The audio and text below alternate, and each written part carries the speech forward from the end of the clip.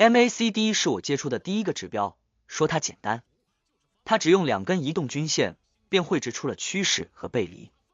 要说它难，很多人都没搞懂 MACD 的高胜率用法。MACD 之所以叫做指标之王，并不是虚有其表。今天我就把 MACD 胜率最高的4个买卖点位分享给你，让你可以找到更多交易的确定性，把握高胜率的交易机会。尤其是刚接触交易的朋友，或许这个策略会拯救你的口袋，而你只需要订阅大帅的频道，并看到最后。相关使用到的指标我会再放在下面的说明栏里。本期都是核心，内容较多，如果没有一次搞懂，可以重复观看。要用 MACD 的高胜率，首先要先搞懂 MACD 的确定性在哪里。MACD 是趋势指标，最大的优势就是趋势加背离，所以我们要充分发挥 MACD 的优势，找到最好的位置。下面我就列出这4个买卖点，搞懂之后往框架里套就可以了。接下来我们打开布林通道在主图上，同时开启 MACD 在副图上，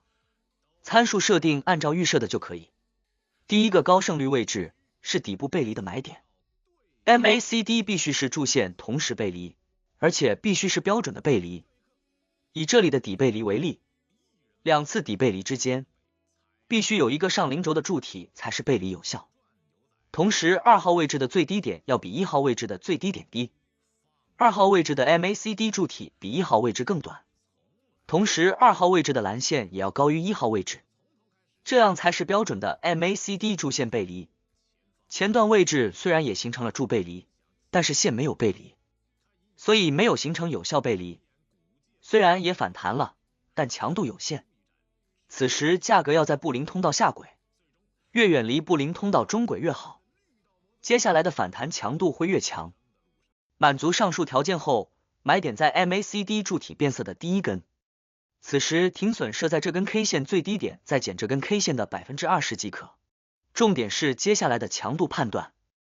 接下来的 MACD 柱体必须一直提升，且提升到布林通道中轨以上才能回缩去回踩中轨，不然代表这一波的强度不够，上攻动力不足。要注意，再来看这里也是一样的道理。首先确保 MACD 柱线背离确认，同时距离布林通道中轨偏远，此时就是极佳的位置。我们在这里入场，然后设好停损，接下来一路拿到中轨之上，回踩不破中轨就可以跟住中轨设定移动停损，破了就离场，吃下轨到中轨的获利空间就可以了。第二个高胜率的位置，需要2号位置比1号位置 MACD 柱体区域更接近零轴，且2个柱体区域差距越大越好。注意这里并不需要背离，所以不需要 MACD 柱体上零轴，但这里对 MACD 的线有要求，2号位置和1号位置的线中间要分开，不能粘合在一起。同时 K 线价格要在布林通道的中轨之下，这样所以条件就满足了。当 MACD 柱体开始反转为买进讯号，停损点设在反转 K 线的最下方，再减这根 K 线的 20% 即可。接下来强度判断和前面一样， MACD 柱体必须不断提升，直到布林通道中轨之上才能回踩。再来看这里也是符合要求的，虽然前面的柱体区域很复杂，但是整体 MACD 的线条是分明的，而且2号位置比1号位置更接近零轴，最后反转点位置在布林通道中轨下方，同时中轨之上 MACD 才回踩不破中轨，继续上攻。接下来说高胜率卖点的2个位置，第一个位置是 MACD 双重背离的卖点，这里也需要是 MACD 柱线同时背离且标准，我们看这里完全符合，也经过了柱体零轴之下，同时价格在布林通道上轨，远离中轨，后面的价格比前面的高，但是 MACD 柱体和线同时背离，此时卖点在 MACD 柱体反转的第一根 K 线，停损设在这根 K 线之上，同时增加该 K 线的 20%。接下来是强度判断， MACD 柱体需要一路往下，且在中轨之下才能回踩，不然就要止盈离场。再来看一段，同时说为什么我们的停损要额外加上柱体的 20%。这一段也是完全符合 MACD 柱线同时背离，价格在上轨且卖点讯号明确，但是在下跌过程中的第三根线，价格走了一个回摸上轨的走势。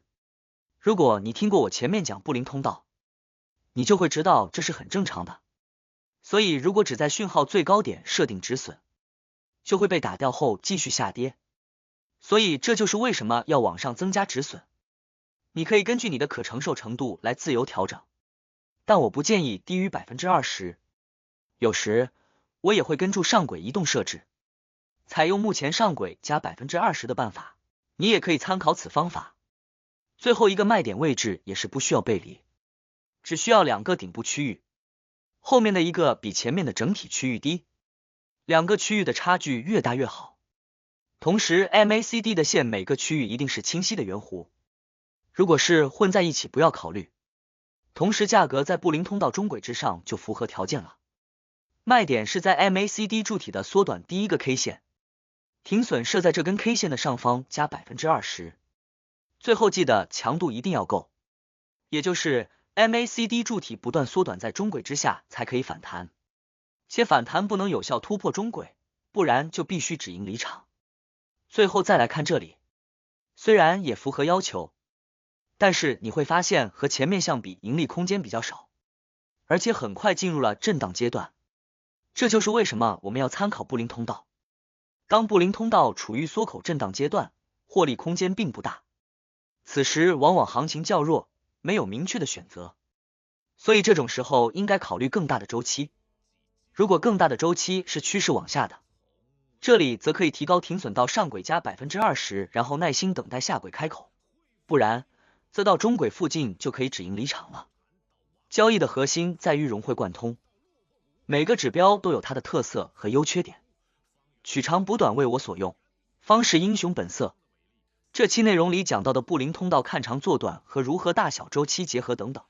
我在别的影片里详细讲到了。如果还有相关问题，欢迎在下方留言，